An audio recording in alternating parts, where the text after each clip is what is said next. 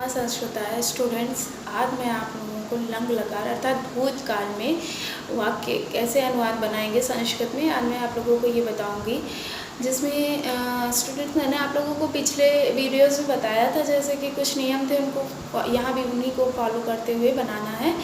जैसे कि अगर संज्ञा या तद हो तो वहाँ पे हम प्रथम पुरुष लगाएंगे, युष्मद हो तो मध्यम पुरुष धातु का प्रयुक्त करेंगे, अगर अस्मद है तो हम धातु का उत्तम पुरुष प्रयोग में लाएंगे। साथ में वचन, जिस कर्ता का जो वचन होगा उसी के अनुसार हम क्रिया भी लगाएंगे, उसी वचन की हम क्रिया भी लेंगे। आइए अनुवाद देखते हैं कैसे बनेंगे भूतकाल के बाद। तो पहला अनुवाद है वह गया। वह गया में आपको ये यहाँ पे ध्यान देना है कि वह की संस्कृत तो सा होती है, साथ में जा चुका है, इसलिए यहाँ पे भूतकाल की बात कर रहे हैं, इसीलिए गम धातु भूतकाल अर्थात लंग लकार में प्रथम पुरुष एक वचन में हम जाएंगे। तो वहाँ देखते हैं अगच्छत होता है, तो सह अगच्छत, वे दोनों गए, वे दोनों की संस्कृत होती है तो, वे दोनों जा चुके हैं, इसलिए यहाँ भी भूतकाल लंग लकार द्विवचन में देखना है, प्रथम पुरुष द्विवचन में। अगच्छताम तो अगच्छताम, वे सब गए, क्योंकि वे सब है इसीलिए ते की बात है, बहुवचन है इसीलिए क्रिया भी हम बहुवचन की ही लगाएंगे। तो ते अगच्छन होगा वहाँ पे, ते अगच्छन, वे सब गए। इसी प्रकार से अगर हम मध्यम पुरुष के देखें धातु में वाक्य कैसे बनते हैं, तो मध्यम पुरुष में जैसे होता है सिंपल सा है, पहले साधारण तुम गए, तुम की संस्कृत होती है तुम, जा चुके हैं, इसीलिए मध्यम पुरुष की क्रिया हम मध्यम पुरुष की लेंगे, वो भी तुम अकेला है, इसीलिए क्रिया भी हम एक वचन की लेते हैं यहाँ पे। तो लंग लकार गम धातु में मध्यम पुरुष एक वचन में अगच्छा होता है, तो तुम अगच्छा, तुम दोनों गए, तुम दोनों की संस्कृत होती है युवाम, तुम दोनों जा चुके हो, इसीलिए यहाँ भी लंग लकार मध्यम पुरुष द्विवचन की क्रिया लेंगे, अगच्छतम युवाम अगच्छतम। तुम सब गए, तो यूयम, तुम सबकी संस्कृत होती है यूयम, जा चुके हैं, इसीलिए लंग लकार में हम देखेंगे गम धातु में अगच्छत होगा, तो यूयम अगच्छत होगा यहाँ पे।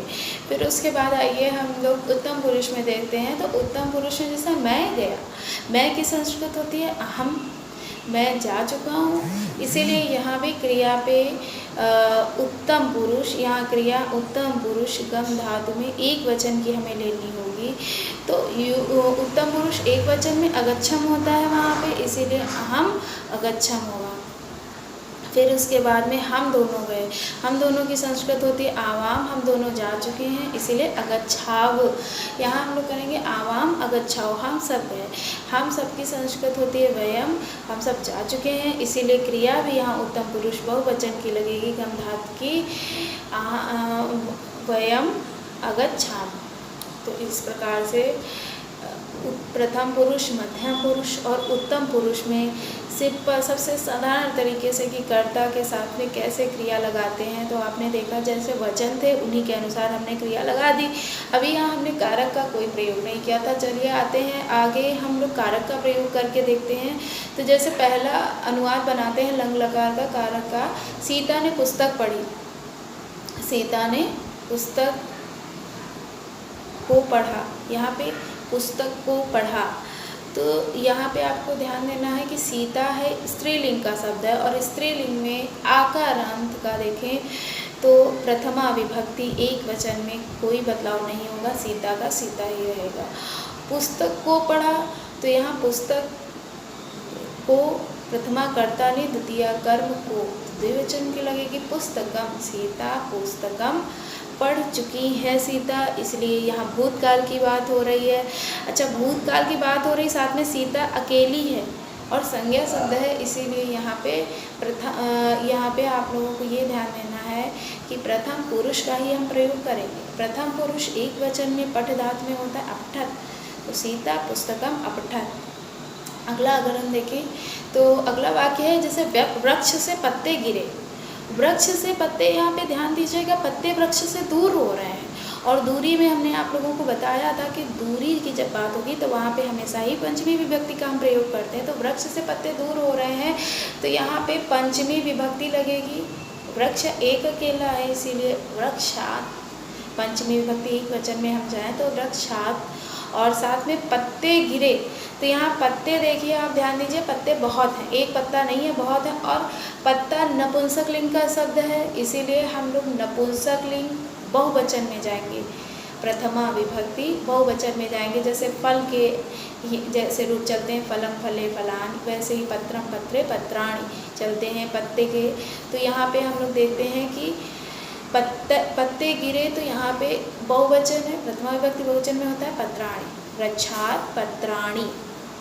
गिरे, क्योंकि गिरे तो पत्ते बहुत सारे गिरे हैं, इसलिए गिरने में भी बहुवचन की ही क्रिया रहेगी। तो बहुवचन में यहाँ हम देखें तो बहुवचन में अगर हम देखते हैं गिरने की, तो अब यहाँ पे भूतकाल की बात कर रहे हैं, इसीलिए अपतन हो जाएगा। प्रथमा विभक्ति प्रथम पुरुष बहुवचन में अपतन होता है, तो वृक्षात् पत्राणि अपतन। आगे देखते हैं कि तुम दोनों, राम और श्याम ने पढ़ा, राम और श्याम ने पढ़ा। तो यहाँ ध्यान दीजिएगा, राम और श्याम अपनी अलग अलग सत्ता रख रहे हैं। अगर होता राम के साथ श्याम ने पढ़ा तो वहाँ बात कुछ और होती। यहाँ कह रहे राम और श्याम ने पढ़ा, तो रामः च श्यामः द्विवचन की बात हो गई है यहाँ पे, तो इसीलिए क्रिया भी हम द्विवचन की ही लगाएंगे। तो क्रिया द्विवचन की अगर हम लगाते हैं तो हो जाएगा पठ, वो भी हमें पठ धातु की लगानी है, क्रिया द्विवचन पठ धातु की लगानी है, अपठ ताम, रामः च श्यामा अपठ ताम। और अगला एक और देखते हैं अनुवाद, जैसे राम ने बाण से रावण को मारा, राम ने बाण से रावण को मारा। तो राम ने, यहाँ राम ने तो कर्ता ने, तो राम की रामा हो जाएगी, एक वचन का है, कर्ता प्रथमा विभक्ति है तो रामा हो जाएगा। और यहाँ पे दूसरी बात ये देनी है, बाण से मारा, बाण से के द्वारा, तो यहाँ पे करण क्या है, बाण है, इसीलिए करण की जब बात आएगी तो तृतीया विभक्ति लगेगी, तो बाणेन, बाणेन हो जाएगा। रामा बाणेन रावण को मारा, को में कौन सी हो गई, द्वितीया हो गई, तो रावणम, राम ने बाण से रावण को मारा, तो रामः बाणेन रावणम मारा, मारा है तो मार चुके हैं। तो हन धातु की हम यहाँ पे देखते हैं, हन धातु की प्रथम पुरुष एक वचन में देखें तो अहनत होता है, तो रामा बाणेन रावणम अहनत, ऐसे बनाएंगे अनुवाद हम। तो ये बात है कि आप लोगों को थोड़ा सा, स्टूडेंट्स आप लोगों को थोड़ा सा धातुएं भी ध्यान देना है कि पठ धातु याद की है तो या तो आप उसी के हिसाब से बनाइए, पठ धातु के अनुसार कुछ धातुएं ही बनेंगी जो वादिगण के अंतर्गत आती हैं, वो धातुएं बन जाएंगी पठ के ही अंतर्गत, इसी प्रकार से बना के। और साथ में आप लोग शब्द रूप, जो मैंने पहले भी वीडियो में बताया आपको, थोड़े से शब्द रूप कुछ और धातु रूप जो है आपको याद करना अति आवश्यक है अनुवाद बनाने में, जिनके बिना अनुवाद गलत हो जाएंगे।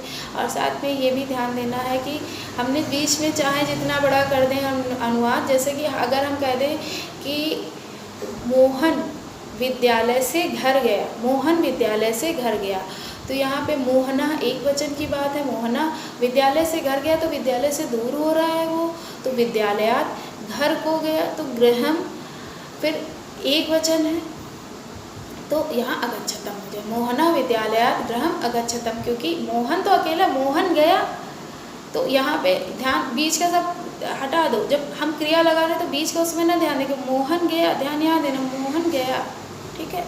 विद्यालय से घर गया तो वो तो कारक की बात थी, हमने कर दी, लेकिन मोहन गया तो यहाँ पे ध्यान देना ये है कि अगच्छत, तो मोहना विद्यालयात गृहम अगच्छत, तो इन्हीं चीज़ों को आपको ध्यान देना है कि कारक बीच में बदलते रहेंगे, हो चाहे जितना बड़ा से बड़ा हो जाए हमारा अनुवाद, लेकिन हमें ध्यान देना है कि कर्ता कौन सा है, कर्ता एक वचन का, द्विवचन बहुवचन का है, क्रिया भी हमें उसी वचन की ही लगानी है। और साथ में अगर पठ धातु पूछ रहे तो पठ धातु की ही क्रिया लगेगी, और अगर पूछ रहे गम धातु तो गम धातु की ही क्रिया लगेगी, क्रिया तो उसी अनुसार बदल जाएगी। और साथ में ये भी आपको ध्यान देना है कि वाक्य अनुवाद अगर पूछ रहे हैं गया, जा चुका है, ये सब अनुवाद आएंगे लंग लकार में, तो उसमें हम हमेशा ही लंग लकार का प्रयोग करेंगे। ओके, थैंक यू क्लास, जय हिंद।